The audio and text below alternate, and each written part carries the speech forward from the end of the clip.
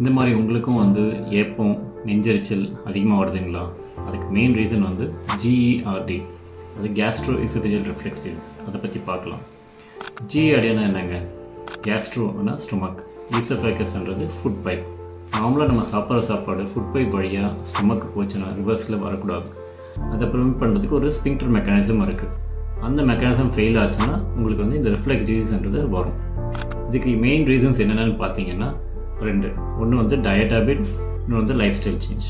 So diet எடுத்துக்கிட்டிங்கன்னா நிறைய வந்து ஸ்பைசி அண்ட் ஆயிலி ஃபுட் சாப்பிட்றது, ஆல்கஹால் அண்ட் ஸ்மோக்கிங், காஃபி நிறைய குடிக்கிறது, சாக்லேட் நிறைய எடுத்துக்கிறது, இந்த மாதிரி டயட் ஹேபிட்னால உங்களுக்கு வந்து அந்த ஸ்பிங்க்டர் மெக்கானிசம் லூஸ் ஆகிட்டு ரிஃப்ளெக்ஸ் வரலாம். செகண்ட், லைஃப் ஸ்டைல் சேஞ்சுன்னு பார்த்தீங்கன்னா நம்ம நிறைய நேரம் காலையிலேருந்து ஈவினிங் வரைக்கும் எந்த ஒரு ஆக்டிவிட்டி இல்லாமல் ஒரே இடத்துல உட்காந்துட்டு செடென்ட்ரியான ஒரு லைஃப் ஸ்டைல் லீட் பண்ணோம்னா அதில் வந்து உங்களுக்கு சென்ட்ரல் ஒபிசிட்டின்ற ப்ராப்ளம் வரும். அந்த ஒபிசிட்டினால் ஸ்பிங்க்டர் மெக்கானிசம் லூஸ் ஆகிட்டு ரிஃப்ளெக்ஸ் வர்றதுக்கு நிறைய சான்சஸ் இருக்குது. தேங்க்யூ.